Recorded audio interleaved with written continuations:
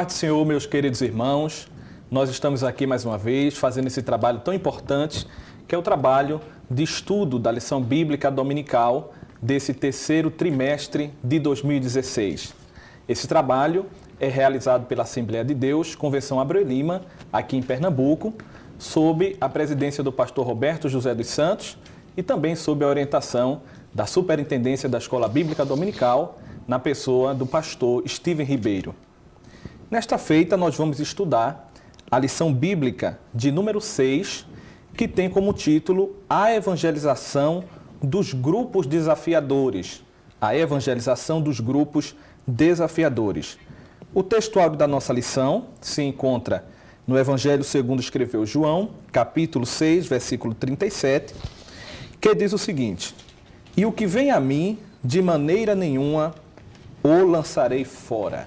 O textuário, o texto base da nossa lição. A verdade prática diz: falar de Cristo às prostitutas, criminosos e viciados também faz parte da missão evangelizadora da igreja.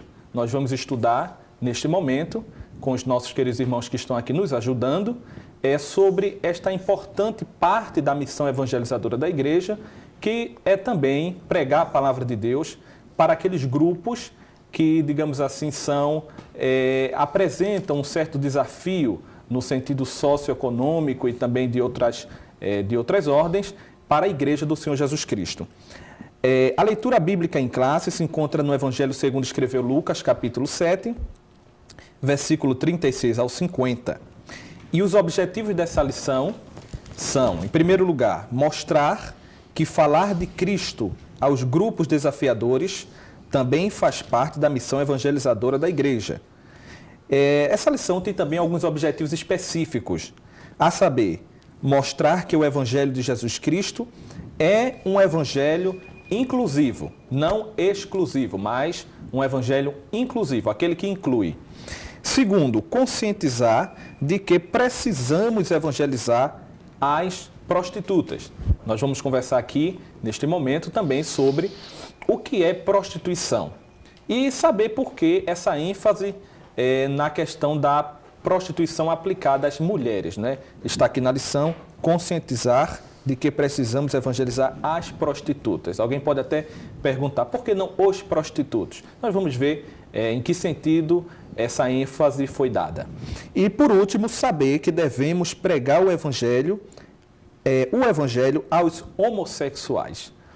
Neste momento, nós queremos também passar a apresentar aqueles que estão aqui nos ajudando, cooperando conosco. Está aqui conosco o presbítero Alexandre Galvão, que tem trabalhado conosco e já comentou aqui algumas lições bíblicas da Escola Dominical, os irmãos já a conhecem, como também está conosco o diácono Clóvis, né? Diácono Clóvis, que está aqui pela primeira vez, contribuindo também com a sua participação, seus comentários muito valiosos. Que Deus abençoe cada um dos irmãos neste momento tão importante. Vamos, assim, começar, que essa lição é uma lição muito maravilhosa, muito rica, né? Tem muitos problemas aqui, de fato, desafiadores para nós encararmos aqui neste momento. E eu acredito que, em primeiro lugar, nós queremos saber aqui, de fato, o que é ou em que consiste esse desafio, não é? E esse desafio é um desafio de quem e para quem, né? Alexandre, pode começar nos explicando isso daí. Qual a natureza desse desafio? É um prazer também estar com os irmãos, né? A paz do Senhor para os ouvintes, para os irmãos que estão a assistir esse vídeo. Temos hoje um tema bastante desafiador, né? O tema é a evangelização dos grupos desafiadores, mas a evangelização em si, ela já é um desafio. Sim. Tendo em vista, né, quando Jesus disse que por se multiplicar a iniquidade, o amor de muitos se esfriará. Então, a evangelização em si, ela já é um desafio. Mas, Leandro, eu acredito que, antes de responder qualquer pergunta, eu acho que seria interessante relembrarmos a primeira aula, né? Quando, na verdade, na primeira aula, foi definido sobre o que é evangelização. E lá, Jesus, no capítulo 16, versículo 15, lá de Marcos, que foi o texto em apreço daquela aula, ele diz que devemos pregar o evangelho a toda a criatura, ir por todo mundo e pregar o evangelho a toda a criatura. Então, se ele manda pregar a toda a criatura, então todos os grupos, seja de qual for, seja de qualquer etnia, seja de raça, seja de cor, de todas as nações, de comportamentos mais diversos, tem que ser incluído como alvo da evangelização. E hoje temos essa aula, a evangelização dos grupos desafiadores, não é? A verdade prática diz que devemos falar de Cristo às prostitutas, criminosos e viciados, pois eles também fazem parte da missão evangelizadora da igreja. Então, como diz o autor da lição, né, que no século XXI, que é conhecido hoje pelos estudiosos como a pós-modernidade ou pós-modernismo, na verdade temos um grande trabalho à frente. Já dizia um teólogo, Gresham Matter, ele vai dizer que, quando escreveu um livro acerca também de apologética, isso há um bom tempo atrás, ele disse que quando uma geração ela não faz o dever dela, a igreja em uma determinada geração não faz o dever dela, pregando o evangelho de Cristo, desmontando um sistema pecaminoso, uma cosmovisão anti-Deus na geração dela, a próxima geração ela vai sofrer muito mais para desmontar um sistema que se impõe. Então, hoje a igreja ela tem um desafio tremendo, pois tanto esses grupos que é falado aqui, como o homossexualismo, os viciados, as prostitutas, têm se alastrado de uma forma desenfreada dentro de nossa sociedade. Ô Alexandre, agora, tomando o gancho no que você falou, fica muito claro para nós que a grande comissão, o ID do Senhor Jesus Cristo, é para toda a humanidade, né? Porque todos pecaram e destituídos estão da glória de Deus. Agora, se o evangelho é para ser pregado a toda criatura, por que destacar, então, esses grupos como grupos desafiadores, né? E volta àquela pergunta inicial que eu fiz. Ou seja, existe uma hierarquia de pecados aí que faça esses grupos se destacarem entre os demais grupos constitutivos da humanidade pecadora? Né? A pergunta é boa, até mesmo porque eu acho que esclarece bastante o tema da lição. Eu acho que todo professor em sala de aula deve começar explicando de antemão, de cara, a temática da lição, não é? Que é a evangelização dos grupos desafiadores. Então, pela palavra evangelização, pressupõe, na verdade, levando em consideração o texto de Marcos, que devemos pregar o evangelho a toda criatura. Toda criatura. Independentemente do comportamento dela e qual seja o pecado que o indivíduo esteja praticando. Mas por que grupos desafiadores? Na verdade, Leandro, eu entendo que o grupo aqui é desafiador não é pelo pecado do grupo, mas eu acho que o desafio é para quem vai pregar. Sim. Será que a pessoa que vai pregar o evangelho para aquelas pessoas que estão vivendo daquele determinado comportamento ou prática daquele pecado, se aquela pessoa está capacitada, se ela está apta, se ela está pronta, se ela está preparada para abordar aquela pessoa e pregar o evangelho? Não é? Então, acho que o desafio não é em si levando em consideração o comportamento da pessoa, mas se eu estou preparado para abordá-la, aquela pessoa que está vendo aquele pecado. Não que haja pecadinho ou pecadão, né? Não é porque, por exemplo, hoje vivemos dentro de um contexto que há teologias mais diversas. Por exemplo, há grupos dentro da teologia da libertação que priorizam a evangelização dos pobres. E os ricos não precisam ser evangelizados, eles não são tão pecadores quanto os pobres. Então, na verdade, há grupos, há ministérios que dedicam-se a evangelizar determinados grupos como se os outros grupos não tivessem necessidade. Ora, um indivíduo que não está escravizado às drogas, ele, tanto quanto aquele que está escravizado às drogas, precisa de Jesus e precisa ouvir o evangelho de salvação. Tanto um quanto o outro. Agora, eu acredito que esses grupos desafiadores, porque será que estamos preparados para pregar o evangelho para esses grupos? Eu acho que, para início de conversa, muito bem. É isso aí, o caminho é mais ou menos isso. Muito bem. De fato, é importante frisar que quando o evangelho do Senhor Jesus Cristo foi ministrado aqui na terra pelo próprio Senhor Jesus, né, a pregação do evangelho do reino, Jesus Cristo ele foi o grande paradigma, ele foi o grande exemplo, né, de evangelizador que inclui, segundo diz aqui esta lição. E dando continuidade, então, à temática da lição, o primeiro ponto da lição diz: Jesus anuncia o evangelho da inclusão, não é? E eu quero assim lançar uma pergunta ao diácono irmão Clóvis dentro deste primeiro ponto, não é? Jesus anuncia o evangelho da inclusão. Em que medida o ministério do Senhor Jesus, ele é modelo para nós hoje, nesse aspecto da inclusão, né? Esse primeiro ponto da lição vai tratar aqui sobre a passagem de Lucas capítulo 7, a passagem do fariseu e daquela mulher que entrou ali naquela reunião e se destacou, acabou se destacando pela sua atitude, e Jesus também surpreendendo a todos com a sua postura de receber aquela mulher e a adoração dela. Então, em que sentido nós podemos dizer que Jesus é um modelo para nós que somos igreja, e que tipo de evangelho da inclusão é esse, não é? Que tipo de inclusão é essa que está tratando aqui no primeiro capítulo desta lição? Eu também quero saudar a todos com a paz do Senhor. É uma grande honra participar desse estudo e, junto com os irmãos, nos aperfeiçoarmos.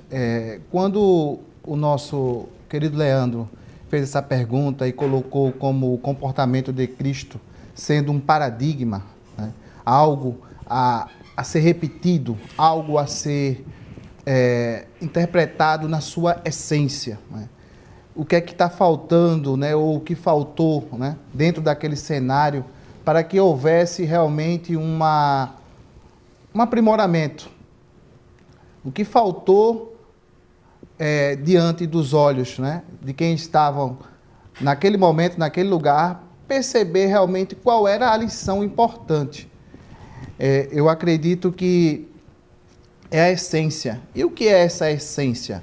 O que é a essência do Evangelho? O que é a essência desse ensinamento que ele brota, que ele cresce como um grão de mostarda, mesmo sendo pequeno, né?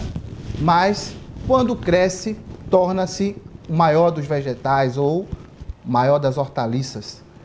Então, esse paradigma é o amor. É o amor, é o respeito, é o cuidado com o próximo. Então, quando Cristo recebe a abordagem daquela mulher desesperada, chorando, né, carente de carinho, de amor, de cuidado, de afeição, ele não olha ali para uma prostituta, para uma mulher com o pecado maior do mundo, mas olha como um ser humano, uma pessoa carente de carinho, de cuidado, de inclusão, né? E dessa feita, o que ele faz é recebê-la, né? Porque assim como o texto áureo diz, aquele que vem a mim, de forma alguma o lançarei fora. Então, em meio assim ao evangelho hoje que é televisionado, que hoje temos tantos meios de comunicação, né, para transpor essa mensagem poderosa do evangelho, em meio a tanta tecnologia, em meio ao poder de Deus, a gente não pode fazer com que o evangelho ele seja mais eficaz, ele tenha mais resultado, porque isso não está na nossa mão. Mas eu acho que o papel da igreja hoje, né, como era também antes, era transformar essa mensagem em algo mais eficiente, ou seja, os meios. É como nas lições passadas, onde falou sobre o profeta Jonas e a sua estratégia, que a Nínive tinha 40 dias para ser destruída, e ele ali procura de forma ali mais eficiente atingir o maior número de pessoas possível. Assim como Deus escolhe também na questão do Pentecoste, onde ali o poder de Deus vai se revelar, o batismo com o Espírito Santo, mas uma festa onde vai se reunir muitas pessoas. Então, eu acredito que essa mensagem, na sua essência, esse é o paradigma. Esse é algo que tem que ser repetido, é o amor, é o carinho, é olhar para o próximo como ser humano, né? Amar a Deus acima de todas as coisas e ao próximo como a si mesmo. Esse é o paradigma. Amém. Agora, também, Alexandre, nós vemos aqui nesta passagem de Lucas capítulo 7, pelo menos 3 personagens, não é? O diácono irmão Clóvis falou de forma muito importante, né, muito conveniente, dizendo que, de fato, o amor foi o grande paradigma do ministério de Jesus. Isso também não quer dizer que um evangelho inclusivo seja um evangelho tolerante com o pecado, né? Nós temos que também salientar isso, que o evangelho inclusivo, que aqui se fala, inclusive entre aspas, não quer dizer que você vai dizer, vinde como estais e permaneça como estais, né? E fique da forma que você chegou. Não, o evangelho, ele tanto é amor de Deus demonstrado no sacrifício de Cristo, da sua expiação pela humanidade, como também a justiça de Deus na condenação do pecado e do pecador que não se arrepende do seu caminho. Mas essa passagem de Lucas capítulo 7 é muito interessante. Eu queria também que Alexandre trouxesse aqui algumas colocações e trazendo para os nossos dias a que se refere, digamos assim, de forma analógica, a figura do fariseu, né, que aparece aqui como o incluído.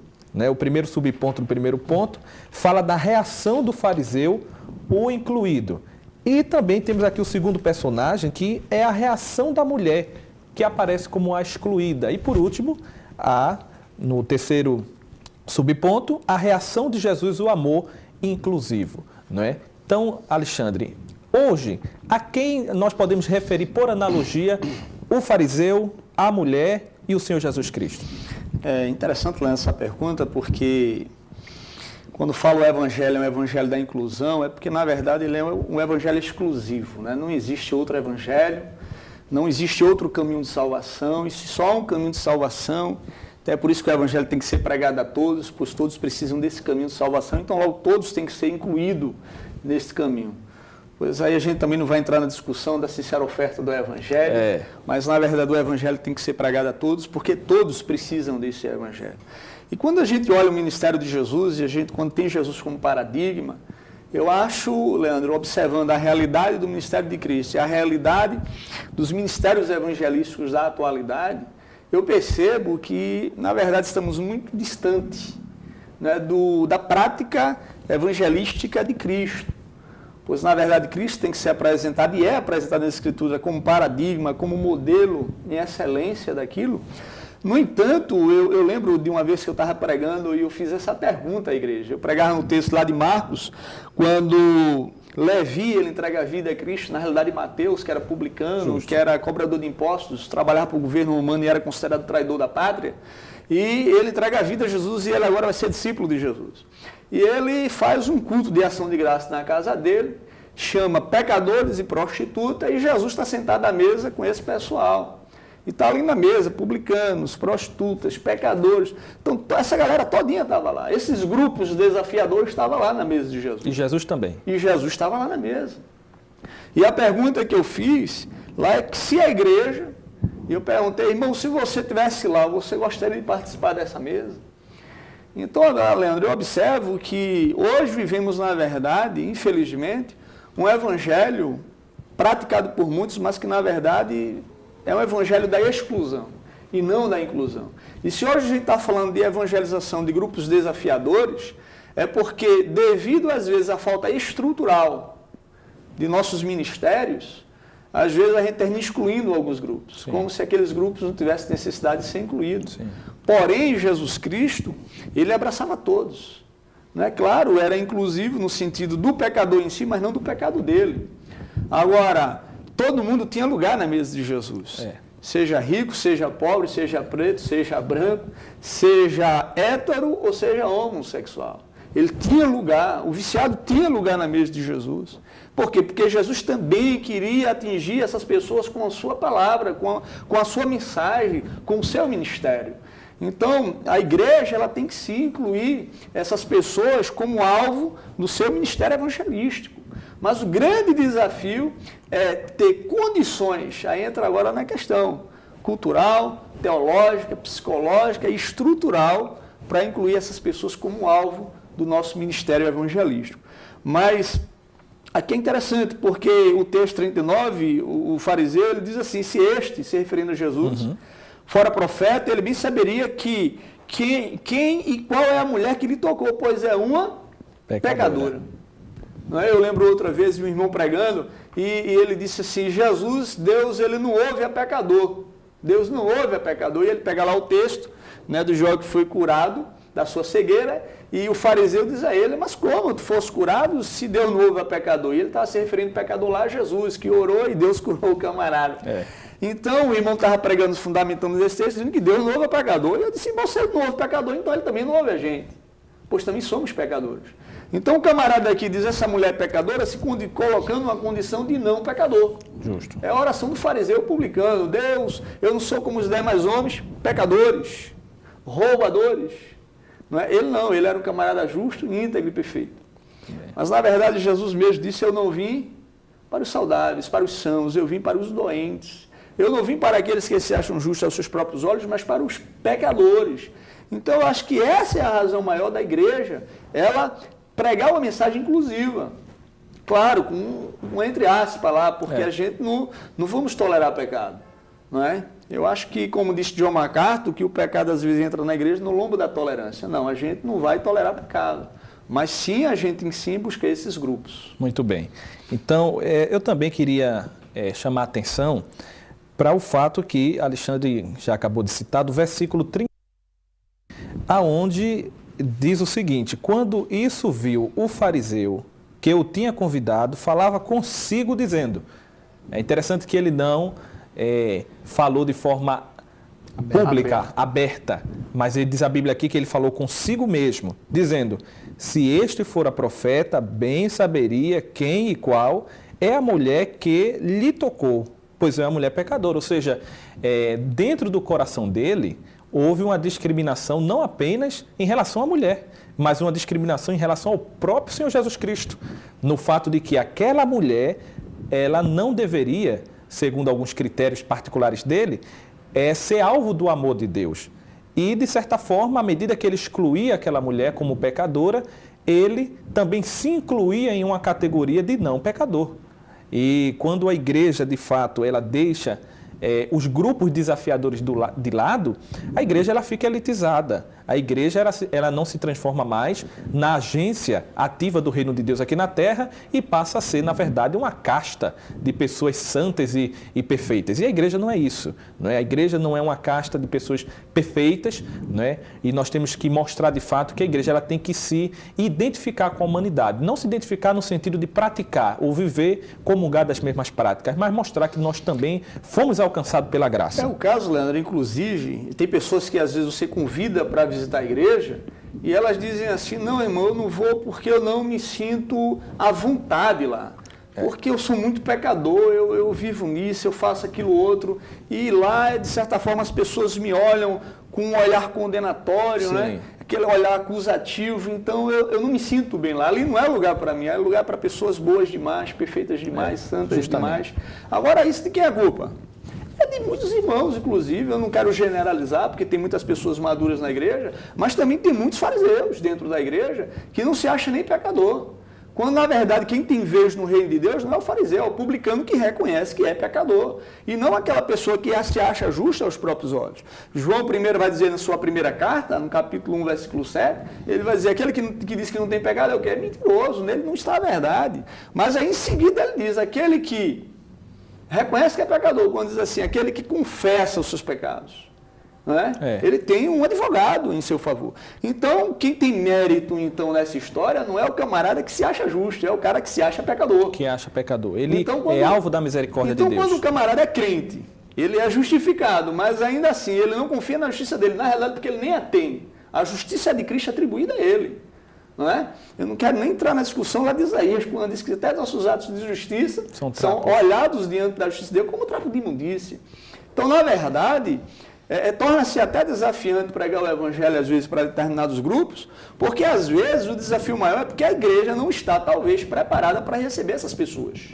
Como é que a igreja vai receber determinados grupos? Porque aqui, os religiosos da época não aceitavam que Cristo estivesse em convivência, não é? Relacionando-se com pessoas que viviam determinados pecados que para eles eram abomináveis, e de fato eram pecados abomináveis, inclusive até para o próprio Cristo. Mas nem por isso ele deixou essas pessoas de lado. Muito bem. Não, aquelas pessoas também eram alvo do ministério dele, como também alvo da graça de Deus. Justamente. E eu também me lembro, neste momento que Alexandre tem falado, de um fato que me chamou muito a atenção. Quando estávamos em uma congregação, e o pastor, o pregador, estava fazendo a sua ministração, e no momento em que ele estava fazendo a ministração, no momento do apelo, houve um constrangimento, porque saber evangelizar também inclui saber fazer um apelo. Ou seja, fazer um apelo de forma a não constranger o pecador que está ali, como sendo uma pessoa que está em um nível muito abaixo dos demais. Ele fez uma pergunta, quem aqui não é evangélico? E se apresentou uma mulher que estendeu, levantou a sua mão um pouco que tímida. Ele fez, fique de pé. E ela ficou de pé. Isso já destacou aquela pessoa entre os demais. Só que ele não parou por aí. Ele olhou para ela e disse, você é evangélica? Ela respondeu, não sou. Você sente certeza de salvação? Ela meio que não entendeu a pergunta, mas respondeu que não. E o pastor logo disse assim, se virou para a igreja e perguntou à igreja, aqui na igreja, quantos têm certeza de salvação? Então todos levantaram a mão. Todo mundo tinha certeza de salvação. Aí ele olhou para a mulher e concluiu dizendo, todos aqui têm certeza de salvação. Se Cristo voltar agora, todos nós subimos e você é a única que fica. Você não quer aceitar Jesus para ir morar no céu? E aquela mulher, diante daquela situação constrangedora, quase que por pressão, ela foi lá e o irmão pegou no braço e levou e ela, entre aspas, aceitou Jesus e se converteu. Então, o irmão Clóvis também complementando, será que também a evangelização a grupos desafiadores também não envolve métodos adequados também de apelo, né? Perguntar, você quer aceitar Jesus? Você sente no seu coração o impacto da palavra de Deus? Ou será que esse tipo de atitude constrangedora faz parte ou fez parte do ministério do Senhor Jesus Cristo? Leandro, a pergunta é muito importante porque, assim como eu falei no começo do comentário, eu disse que a gente não consegue fazer com que o evangelho seja mais eficaz hoje do que ele foi no passado, porque o evangelho sempre foi eficaz. Glória a Deus por isso. Ele não mudou. Será que esse desafio também é só da igreja atual? A gente vê que não, porque o líder da igreja, o próprio Pedro, quando Deus lhe dá uma revelação sobre os alimentos, que a cultura, o paradigma judaico, dizia que eles não poderiam se alimentar, né, com risco de perder até a salvação, né? E Deus mostra aquele banquete para Pedro e diz, se alimente. Engraçado que Deus poderia falar com Pedro e dizer, olha, eu quero que você evangelize para os gentios, eu quero que você fale com Cornélio, que você pregue a palavra para ele. Seria mais simples, acredito assim. Mas aí Deus ele traz uma revelação para Pedro de uma alimentação, de uma cultura, de um padrão judaico, como dizendo, olha, isso aqui não é o meio de salvação. Não é Israel o único escolhido de Deus. Então, mesmo depois da revelação, Deus fala com o próprio Cornélio através de um anjo, manda uma mensagem, e ele manda mensageiros a Pedro. O Pedro vai se encontrar com eles. E aí ele vê realmente aquilo que Deus falou na sua vida, e o próprio Cornélio já traz a sua família também. E quando Pedro começa a pregar, o Espírito Santo vem sobre eles, e eles, com a ousadia do Espírito Santo, começam a sentir a presença de Deus. Mas mesmo em um momento desse, onde a palavra se mostra eficaz, onde o evangelho continua sendo eficaz, Pedro logo é cercado por judeus, que começam agora a indagar o que é que ele estava fazendo. E ele, em vez de repreender os judeus, né, depois de tudo que Deus tinha revelado na vida do líder da igreja, dizer, não, esse é o projeto de Deus para os descendentes de Adão. Glória a Deus. Pedro diz não, ele começa agora a se justificar. Ele começa a dizer agora, não, olha, eu estava pregando, eu tive uma visão, né? Deus falou comigo, mandou eu ir para lá, e quando eu comecei a pregar, o Espírito Santo veio sobre nós, sobre eles e sobre mim. Então, veja que esse preconceito, né, não é uma coisa atual. É um paradigma a ser quebrado? É algo a ser mudado? Mas, assim, é algo que a gente tem que lutar contra isso. A gente fala dos judeus, né? Fala da questão dos fariseus, mas até em que ponto eu, Clóvis, não sou também um pouquinho de fariseu? Não sou um pouquinho da cultura judaica, achando que a minha forma de ver e de pensar é que é a correta. Okay. E foi isso que Deus quis quebrar com Pedro, esse paradigma, essa forma e incluir essas novas gerações. Ok. Alexandre, tem algum acréscimo? Assim, essa questão, Leandro, da abordagem, ela é importante, né? Da forma de abordar os desafiadores grupos que precisam também ser alcançados pelo Evangelho. Nossa lição vai falar, segundo ponto, o Evangelho às prostitutas. O terceiro ponto, o Evangelho aos homossexuais. O quarto ponto, o Evangelho aos criminosos. E o quinto ponto, o Evangelho aos viciados. Então a gente tem distintos grupos, mas é um único Evangelho, né? Então a abordagem, eu acredito que pode ser diferenciada, porém a mensagem tem que ser a mesma.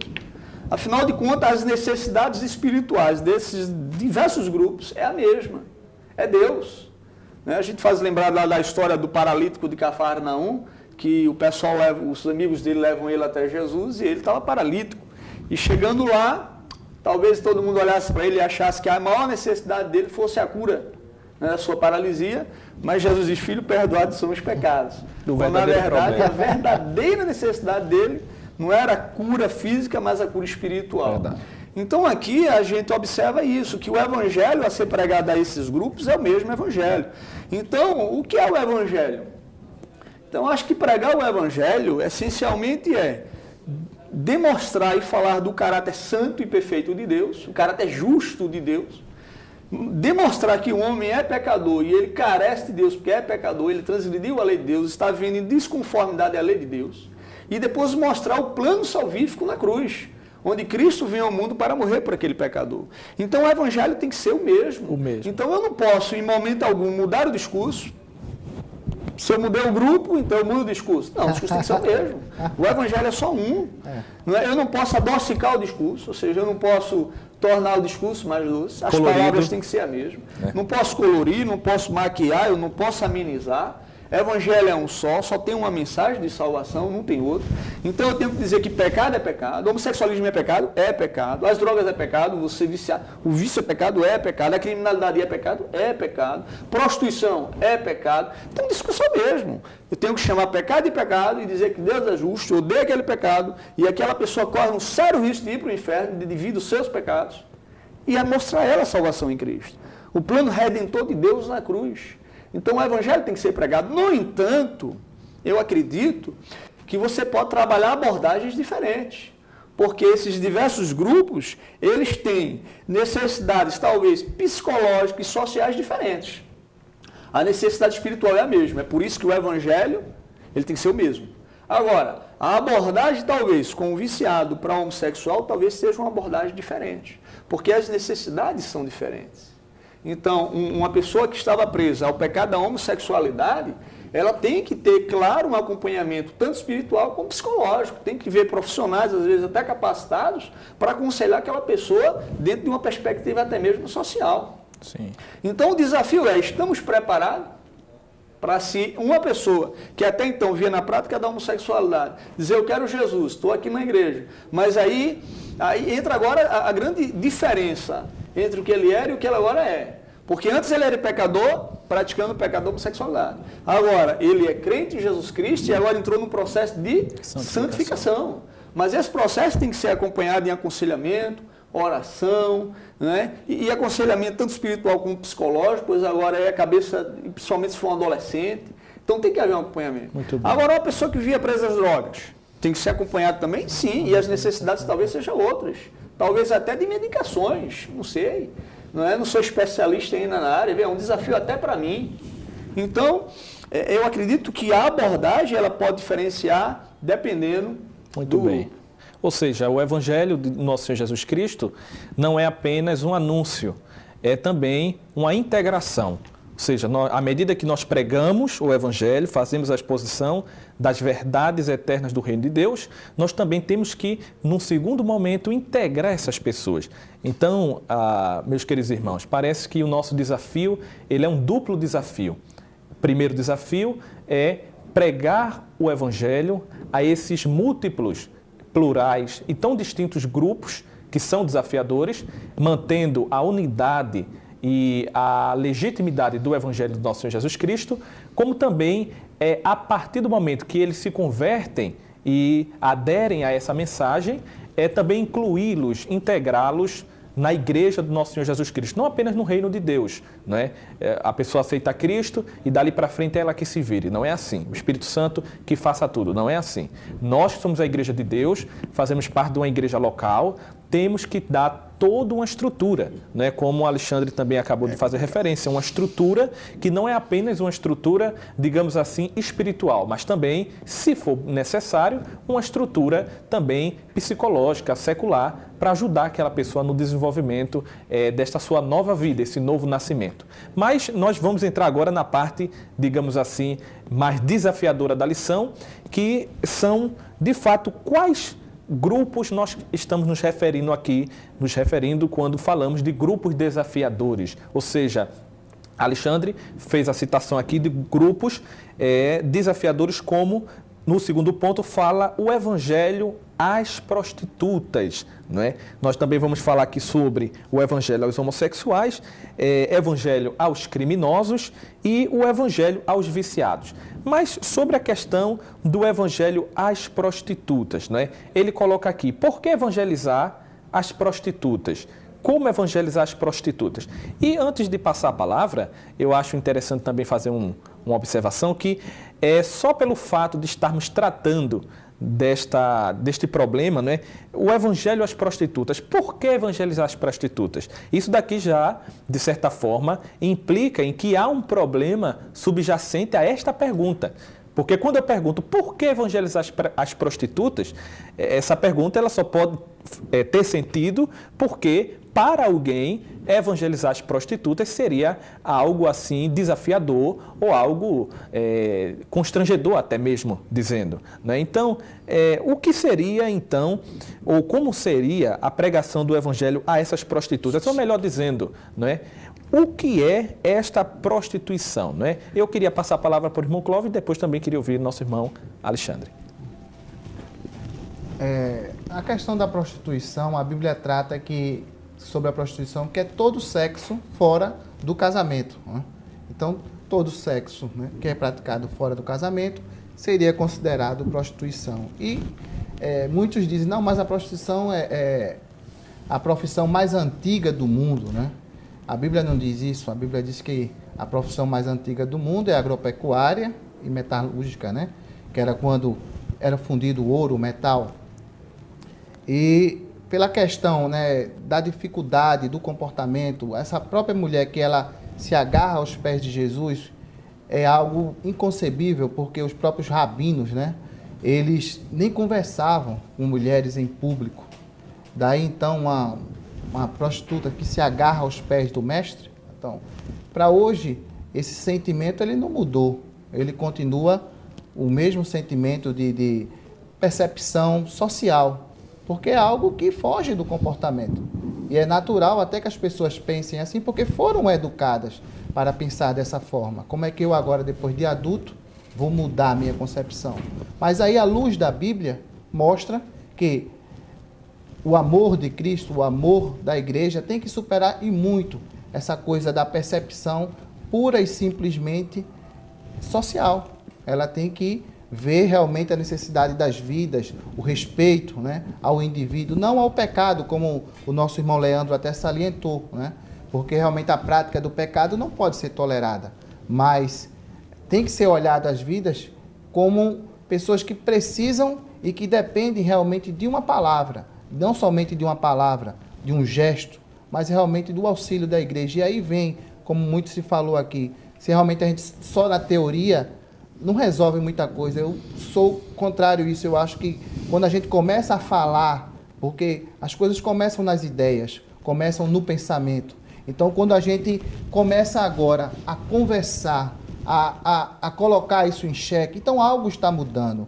Não somente na teoria, mas no pensamento da igreja. Eu dou glória a Deus por isso, porque é nas ideias, é no pensamento, onde as coisas começam a se concretizar. Então, primeiro vem as ideias, e as ideias estão vindo, está se comentando, e logo, logo, em nome de Jesus, esses projetos estruturais vão começar a acontecer. É assim que eu penso. Muito bem. Alexandre, eu queria também que você complementasse essa questão. Nosso irmão Clóvis falou de prostituição, né, e deu ênfase ao fato do sexo fora do casamento. Mas A questão da palavra prostituição, como aparece na Bíblia, será que ela não envolve no seu escopo outros tipos também de práticas que podem ser classificadas como também prostituição? Claro, todo tipo de relação, né, sexual que contraria aquilo que Deus designa nas Escrituras é pecado, é prostituição. Por exemplo, a fornicação é uma relação sexual entre duas pessoas que não são casadas e é pecado. De forma consentida, né? Inclusive. O sexualismo em si, a Bíblia classifica todos esses tipos de pecado, adultério, homossexualismo, bestialidade e outros pecados. A pornografia também. Pornografia, todos eles, impureza, inclusive é chamada de porneia ou prostituição pelas Escrituras. Agora, Leandro, assim, a questão da evangelização, por exemplo, de uma prostituta, eu particularmente não acho isso um desafio, assim, em primeiras mãos, né? Porque a lição, a evangelização dos grupos desafiadores, aí parece até que o grupo ele é desafiador. Porque, puxa, eu vou pregar o evangelho para uma prostituta, rapaz, será? Talvez fosse problema para o fariseu lá da época de Jesus, não queria nem tocar nela. Mas não para mim, que entendo que também sou pecador tanto quanto. A grande diferença é que eu estou dentro de um processo de santificação e transformação, ainda não deixei de ser pecador. Ou senão para alguém que tem outras finalidades com a prostituta, que não é o caso da igreja. Então eu não cheguei ainda à estatura de varão perfeito que é Jesus. Então eu não vejo dificuldade, eu não acho um desafio pregar o evangelho para a prostituta. Quando é que passa a ser um desafio? Eu lembro uma certa vez, eu ia passando e uma prostituta estava chorando. Uma prostituta chorando, uma garota de programa, estava fazendo programa, estava chorando. E eu parei para falar com ela. Talvez eu fosse ter visto por alguns que ia passando como se eu fosse ali, sei lá, chamar ela para fazer um programa, né? E eu sei, o proibido da minha igreja passa, me vê ali e diz pronto.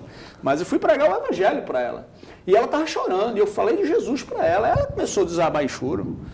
Aí eu convidei ela para ir para a igreja. E eu disse a ela para entregar a vida a Jesus. E ela me fez uma pergunta. Simão, tudo bem, eu entrego minha vida a Jesus, mas eu dependo disso aqui, eu vivo disso aqui, eu me mantenho com minha VD no meu corpo. E agora? O que é que vai ser da minha vida depois que eu entregar minha vida a Jesus? Que eu não vou poder mais estar me prostituindo. Eu vou ver de quê? Eu só sei fazer isso. Eu não terminei meus estudos. Não tenho família. Meus pais me botaram para fora de casa. E aí, como é que ficou nisso? Aí foi quando eu me vi numa situação desafiadora. Então, chegar para uma prostituta e falar de Jesus para ela é fácil. Não é difícil, porque eu conheço o Evangelho, eu vivo o Evangelho. A grande dificuldade é quando ela diz, e agora, o que vai ser de mim? Será que nós estamos preparados para isso? Então a pergunta é essa. Então o grande desafio é esse, não só com relação a ela. O fato é que eu convidei ela para a igreja, e o interessante é que ela foi justamente para a igreja, que eu faço parte, e entregou a vida a Jesus em lágrimas.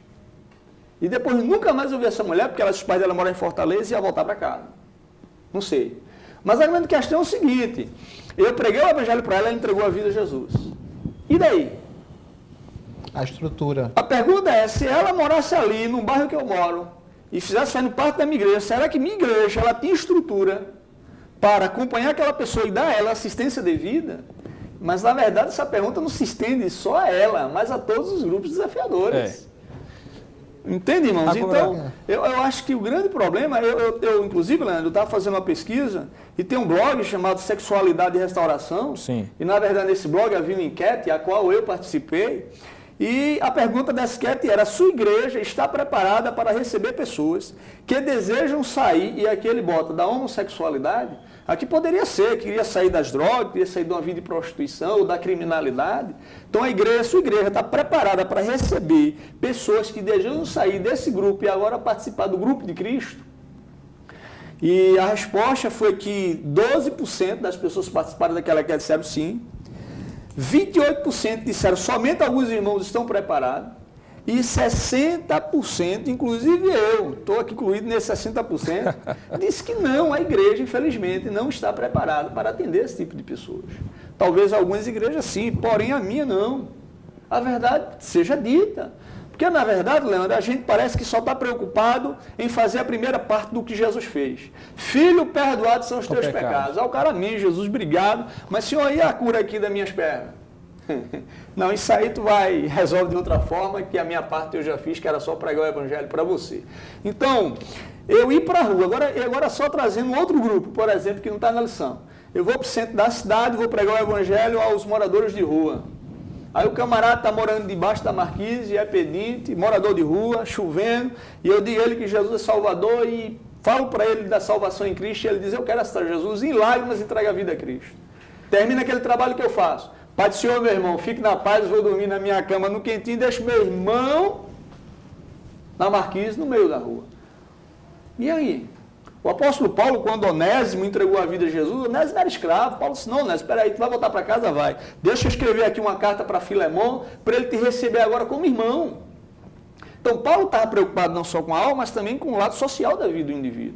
Então, a pergunta é, será que a igreja está preparada para evangelizar a prostituta e no sentido de ela convertendo, se a igreja tem uma estrutura para atender essa pessoa? Muito bem. E seja o homossexual, o viciado, o criminoso. Então, André, eu acho que é um tema bastante interessante para tratarmos e pensarmos nossas práticas. Certo. E o que eu acho interessante é que a lição ela coloca aqui que o maior exemplo de inclusão foi dado pelo próprio Senhor Jesus Cristo, aonde na própria genealogia do Messias nós vemos ali mulheres que aparecem, né? Mulheres que inclusive tiveram uma vida envolvidas com a prostituição, mas que estavam ali, foram impactadas com algum encontro sobrenatural com Deus e estão ali registradas na genealogia de Cristo, não é? Mulheres que foram tidas inclusive como heroínas de fé, como aparece, por exemplo, em Hebreus, se referindo, por exemplo, a Raabe, aquela mulher corajosa que abriu as portas da sua casa para receber os espias. Mas antes de nós prosseguirmos para falar sobre também o evangelho pregado aos homossexuais, é importante também desmistificar o espantalho que foi criado pela própria sociedade em torno da própria questão da prostituição. A prostituição, como já foi falado aqui, não é um tipo de prática que está relacionada apenas a um contexto socioeconômico desfavorável. Ou seja, aquelas pessoas que, como todos nós sabemos, vivem na cidade, né, pelos becos e pelos valados, pelos atalhos, vendendo seus corpos por pouca monta de dinheiro. Por migalhas. Não. Né? Eu acho interessante que na nossa sociedade impera uma hipocrisia tamanha, né? E dizem, bem, prostituta é aquela que vende o corpo na beira da BR, onde, na verdade, também aquela que, por exemplo, é uma atriz famosa de uma rede de televisão como a Rede Globo e que está ali fazendo sexo explícito na televisão e o marido está em casa com os filhos e ela está fazendo sexo explícito com outros homens, aquilo ali também, obviamente, é uma prostituição. É irrefragável, né? Isso é óbvio, é ululante, é gritante o fato de que ali está acontecendo uma prostituição, mas como a prática acontece em camadas altas da sociedade, normalmente as pessoas não dizem que aquilo ali é uma prostituição, se diz que é uma atriz. Né? E quando as pessoas encontram atrizes, né, que vendem os seus corpos para se prostituir de forma pública, tiram até fotos, né? Tiram fotos e dizem, olha aqui que eu encontrei, e às vezes se encontra no aeroporto e bate foto, bota no Facebook, inclusive pessoas cristãs, né? E aquela mulher é uma prostituta que está ali, mas ninguém diz que é uma prostituta, é uma atriz, né? Uma atriz, é algo muito... Então, assim, de fato, a questão é que o pecado, ele é pecado. Independente se você está praticando o seu pecado por causa de muito dinheiro ou pouco dinheiro, ele continua sendo muito pecado. E antes de entrarmos para a questão do homossexualismo, eu trouxe aqui também para mostrar aos irmãos este livro aqui, que é um livro muito interessante, muito importante. Esse livro aqui é A Família no Antigo Testamento. Eu quero recomendar aos irmãos que possam adquirir este livro, pela nossa casa publicadora CPAD, escrito pelo pastor Esdras Costa Bento. Este livro, ele tem um capítulo muito interessante que pode sanar algumas dúvidas, que aqui o tempo é muito exíguo e nós não temos tempo para entrar em todos os pormenores. E alguém até pode perguntar, mas por que falar tanto de prostitutas, não falar de prostitutos? A Bíblia tem alguns textos que também se referem a prostitutos, inclusive com a palavra no hebraico, traduzida literalmente, significa cão. Homens que se dão à prostituição são tratados no Antigo Testamento como cães. Isso está aqui neste livro, e eu vou recomendar aqui o capítulo, onde ele fala sobre a questão da prostituição no Antigo Testamento, sexo, não é? A prostituição secular e sagrada, que é o 9º capítulo deste livro. Ele fala muito, de forma exaustiva, muito interessante sobre a questão da prostituição. Nós não vamos entrar porque o tempo não dá. Agora, sobre a questão do evangelho aos homossexuais, e nós também já podemos aqui incluir também a questão do evangelho pregado aos criminosos, não é? Aqui, não é? Não porque o homossexualismo seja um crime, porque de fato não é. Nós temos que, de fato, dizer e deixar claro que nós, como cristãos, defendemos a liberdade que o ser humano tem para fazer da sua vida o que ele bem entender. Inclusive, se quiser ser um homossexual, ele tem liberdade para isto. Agora, o fato é que a ordem do discurso que nós estamos aqui tratando é uma ordem teológica, ou seja, a prática do homossexualismo, que isso é uma prática comportamental, é algo vista por Deus como algo pecaminoso. Não é porque alguém, de repente, sente prazer anal que ele está em um nível maior na sociedade e deve ser visto com privilégio. Não, nada disso. O homossexual, ele é um homem comum, ou pode ser também uma mulher, mas que vive uma vida de pecado e deve deixar o seu pecado, e nós temos que também ter uma atenção na pregação do evangelho a esse tipo de pessoas. Então, como então pregar o evangelho para os homossexuais? A lição aqui fala de Corinto, Alexandre. Como é que a gente pode abordar homossexuais? E aqui homossexuais englobando toda aquela nomenclatura tão complexa, né? LGBT e tanta coisa, né? Às vezes são transexuais, transexes, travestis, e lá vai. E como é que nós podemos abordar esse povo, não é, com o evangelho de Jesus Cristo? Eu repito, né, Leandro? É aquela história, o evangelho é o mesmo. A mensagem é a mesma. Então a ideia é, se eu vou pregar o evangelho para ele e dizer que ele está numa vida de pecado, na verdade eu prego para ele como vou pregar para qualquer outro. Aí volta para aquela questão. O desafio está, agora talvez eu nem tenha estrutura, mas às vezes tem uma estrutura até cultural, e até psicológica, e até a ideia de conceitual da igreja. Porque, por exemplo, um camarada que vivia uma vida de pecado na homossexualidade diz, eu quero Jesus. O evangelho tem poder de transformar. Então, isso eu já estou pressupondo que homossexualidade não é uma doença, um indivíduo não nasceu assim, não é uma questão comportamental, como você bem disse. Então, se é uma questão comportamental, ele pode abandonar aquele comportamento para ver o comportamento segundo o padrão de Deus. Agora, a grande questão e desafio é, a igreja, como vai receber essa pessoa no seu seio? Não é? Uma pessoa que agora ele é um ex-homossexual. Mas, sei lá, o camarada, ele era um travesti, ou então tinha seios, e agora ele aceitou Jesus. Como essa pessoa vai ser vista dentro da igreja? Há espaço para essa pessoa dentro da igreja? Ele agora, como um crente, deixou a prática homossexual de lado, mas agora ele entra num processo de santificação. Não é? E a igreja vai ter que acompanhá-lo e até recebê-lo. Né? Tem que ter uma recepção calorosa e amorosa. É claro que ele agora com desejo de mudança, pois agora ele é uma nova criatura, tem que jogar tudo que é velho de lado e viver agora uma nova realidade de vida segundo o padrão. Ô Alexandre, essa conversa que a mídia tenta esconder, dizer que isso daí não existe, existe de fato dentro da igreja pessoas que são ex-homossexuais e que passaram pelo novo nascimento de verdade? Ou claro. Isso é só mídia? Não, claro, com certeza há pessoas que um dia foram homossexuais, como também há pessoas que um dia viveram o pecado da prostituição, como também há pessoas que um dia foram adultas, como também há pessoas que um dia foram um criminoso. É a grande questão, eu não posso classificar o pecado da homossexualidade diferente dos outros tipos de pecado. Alguém diz assim, não, mas aí Deus considera o pecado da homossexualidade como uma abominação. Ora, mas aí em Provérbios também, a Bíblia diz que há 7 pecados, 6 pecados que o Senhor odeia, mas o último Deus abomina. E o último lá na sequência, no capítulo 6 lá de Provérbios, no capítulo 16, o último é o quê? É o irmão que espalha contenda entre irmãos. Então Deus considera o irmão que espalha contenda entre irmãos como abominação. Não é? Então eu não posso colocar o pecado da sodomia ou da homossexualidade como um pecado a ponto de excluir o indivíduo e não tem jeito para ele. Não tem jeito sim, o Evangelho de Cristo é poderoso para transformar qualquer pecador e libertá-lo do seu pecado. Muito bem. Não é? Então, nessa perspectiva, eu entendo que todos, sem exceção, independente da prática do pecado, seja lá qual for, pode participar do reino de Deus. Muito bem. E caminhando para o fim desta lição, irmão Clóvis, nós também vamos falar aqui sobre o Evangelho aos criminosos. Não é? O Evangelho aos criminosos nós podemos também aqui englobar também, porque é algo que está muito relacionado, o crime e o vício. O vício e o crime. São coisas que andam de forma de mãos dadas. Então, como também eu repito mais uma vez a mesma linha de raciocínio, como então fazer a exposição do Evangelho, não apenas a exposição do Evangelho, como integrar essas pessoas na igreja, essas pessoas que vivem uma vida de criminalidade, muitas vezes uma vida de vício. O grande desafio aí, como o irmão Leandro colocou, é essa questão da integração. A gente pode ver que não é do pecador que se arrepende, porque na consciência dele eu me arrependi e vou para a igreja me socializar porque eu reconheci que sou um miserável pecador e preciso de Cristo.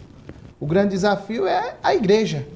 Como é que a gente vai receber essas pessoas? Como é que a gente vai se socializar com essas pessoas?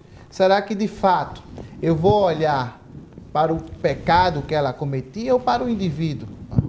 Não estamos falando de aceitar o pecado do indivíduo, mas o pecador.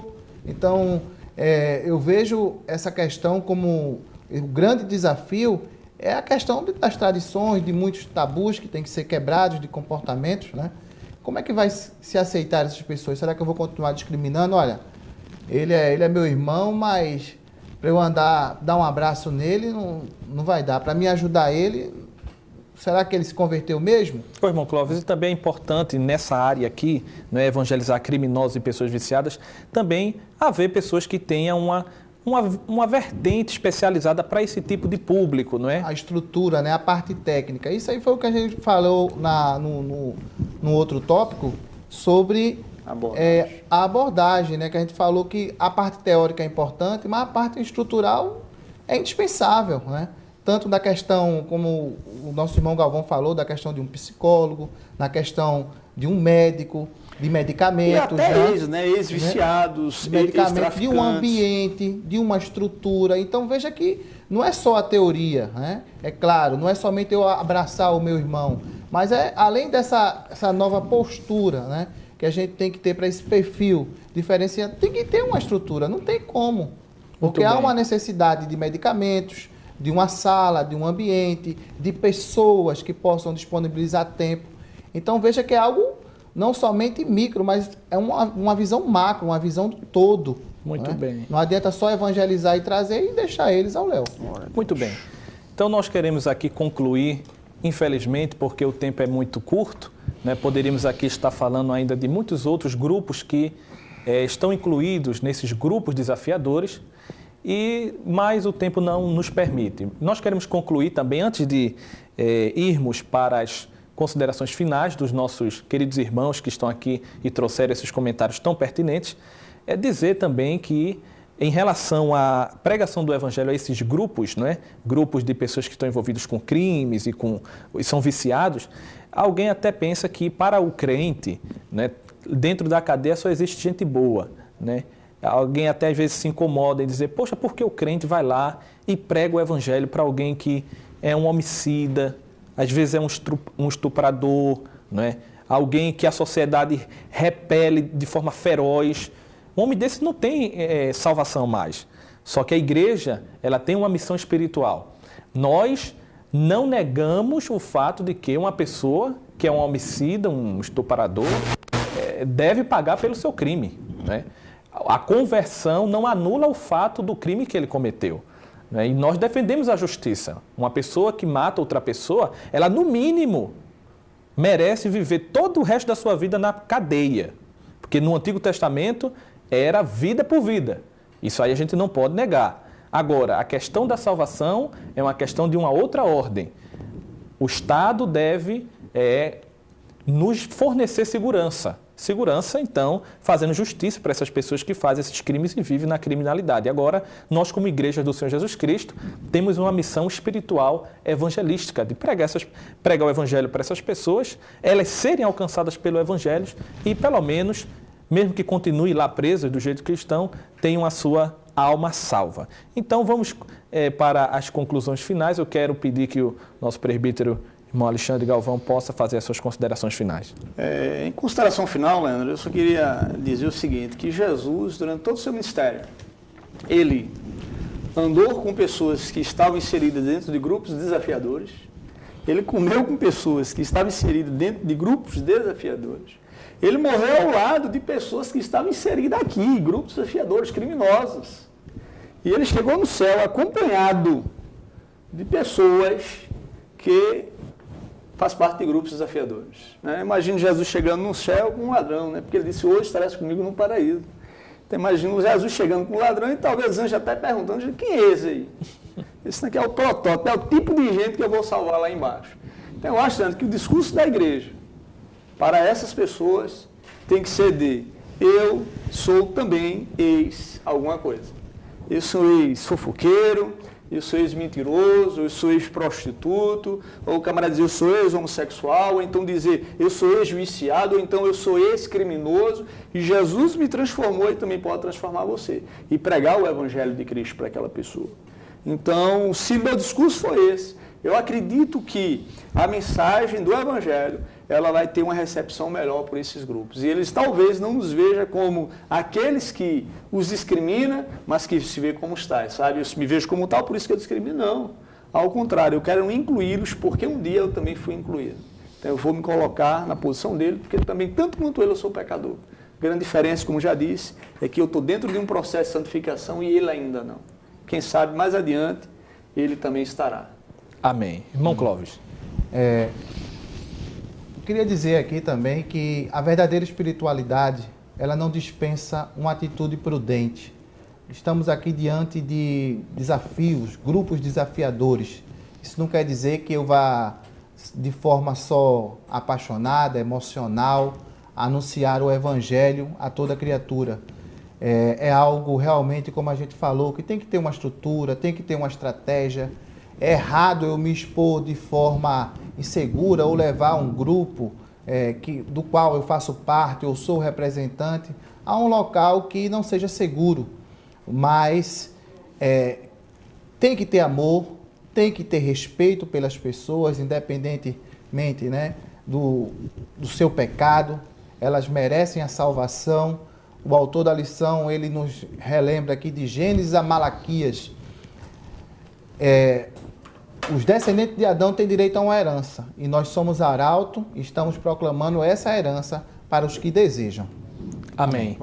Queridos irmãos, nós queremos agradecer a Deus pela audiência de cada um de vocês que nos acompanhou durante o comentário desta lição bíblica da Escola Dominical. Nós queremos dizer também que este trabalho ele não para por aqui, ele continua.